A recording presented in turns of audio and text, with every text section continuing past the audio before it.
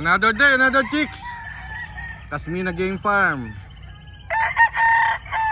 Ganda ng umaga natin. Medyo malulam pero hindi naman umulan. So yan, nag-ayos tayo ngayon ng mga manok. Pang-elimination natin sa WPC local banded. Yan. Ito yung mga inaayos natin. Si The Professor. Shout out The Professor. Ito, nag-aaway na naman yata kaya. Mga puti yung inaayos natin, pang-elimination natin. September 22 siguro. Lalagay natin sa flying pen.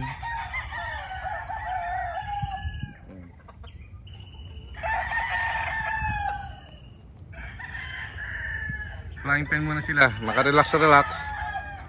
Siguro mga ilang araw sa na flying pen. Then mga exercises. Ito yung mag-aayos tayo na siguro ng mga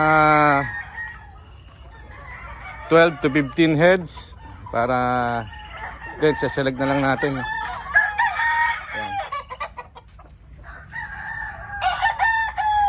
Getting ready for elimination. Dito lang sa Bataan yung elimination. Ayan, mga white yung pero titingnan pa natin sa final selection kung anong ibang mga bloodline ipapasok natin.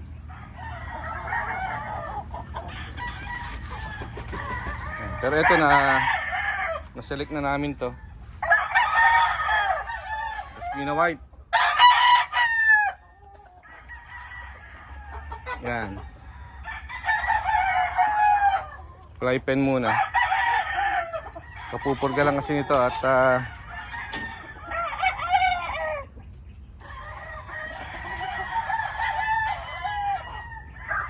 local banded elimination WPC. Meron pa tayo dito. Magse-select pa tayo ng mga 10 pa para maiayos natin.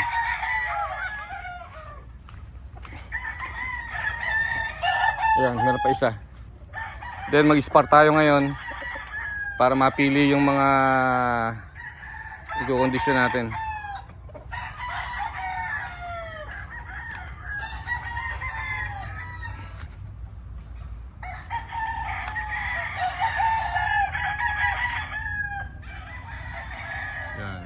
Tasmina White. So sa mga susunod na araw, sayuhin natin sila. Exercise lang, kahig, konting sampi, ilaw, pinaka-importante ilaw. No? Yan palakad sa Rueda. Paamuin lang yan, mga stags, madaling kumbaga hindi hard no, yung conditioning yan. Mas lalo silang kumbaga pag hard yung conditioning mo, mas lalong nasisira yung mga stags natin. Mga bata pa yan, so hindi tulad ng mga cocks. Natural conditioning, okay na yun. Konting saksak, then magandang pagkain, vitamins, magandang exercise. Routine lang no. Tapos bitaw, importante bitaw. Kailangan may tamang dami ng spar para masanay sila sa banggaan sa Rueda. Kasi yung iba, lalo stag, kinukulang yung spar no. Pagdating sa Rueda, pag binangga, hindi na alam kung ano yung gagawin ng stags natin. So kailangan maraming bitaw sa stags. Pag naman yung yung hard, wag naman yung sobra na nakasakta na yung stags. Yan, ganun lang. Subok na natin yung conditioning na yan. Marami na tayong na ilaban na nananalo sa ganyang conditioning. So maintain lang kung ano kung saan nananalo, ganun lang, huwag na tayo mag-eksperimento. Iba doon nasisira sa mga experiment na narinig kay ganito, nakita kay ganon, tapos sinusubukan nila, ayun, nasisira sila doon. Kung ano lang yung nananalo na nakasanayan natin, yun lang no. Para kasi nating mabuti yung ating mga manok, especially stags. Hindi dapat mailap. Dapat naka-focus siya. No? So importante nahihimas yung mga stags para medyo maamo sila. No? Kasi pag yung manok mailap, hindi na naka-point yun, no? Pinaka-isa sa pinaka-importante sa labanan yung pointing. Yung lalong-lalo na yung pointing sa araw ng laban na nasa sabungan. Yun ang pinaka-importante. So dapat kalmado yung manok. Hindi nailap. So focus. At magandang pagkain, magandang exercise, ensayo.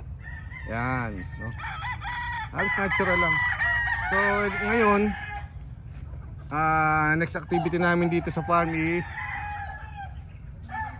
yung national banded ng mga pullets. Ulihin namin lahat, lalagyan ng tag, and then mag-spar pa kami, no?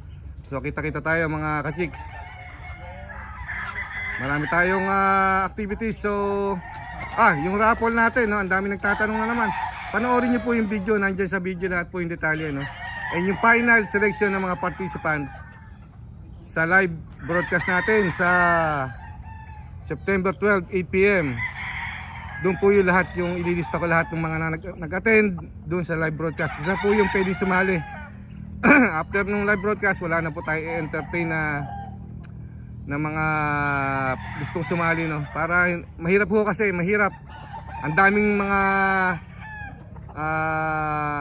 gustong sumali, hindi naman nanonood ng video, ang daming tanong. So hindi po natin pwedeng sagutin isa-isa eh. So panoorin niyo po yung video, nandiyan naman po lahat. At malalaman nyo po yung detalye, okay? So kita-kita tayo September 12, 8 PM live broadcast, no? Para sa pre-raffle natin.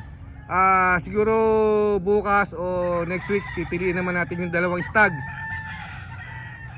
Yung dalawang stags na papapremyo natin, no? Pipili tayo ng dalawang quality stags. Yung mga nakikita nyo sa spar, yung ganung klase yung ipapapremyo natin, no? Panoorin nyo yung mga spar natin sa Facebook account. Pinopost ko yung mga spar na stags natin. Ganong quality ang ibibigay natin sa napapremyo sa ating free raffle, birthday raffle, Jerry Ginto Adventures and Lifestyle TV. So ano pa hinihintay nyo? Subscribe na para maka-join kayo sa free raffle natin, no? Paki-like, share, and kung di pa kayo subscriber, mag-subscribe na kayo, no? Comment kayo, sinasagot natin yung mga comment nyo, no? So yun lang, maraming salamat, and trabaho muna kami. Kita-kits sa next video. Thumbs up. Mabuhay po tayong lahat.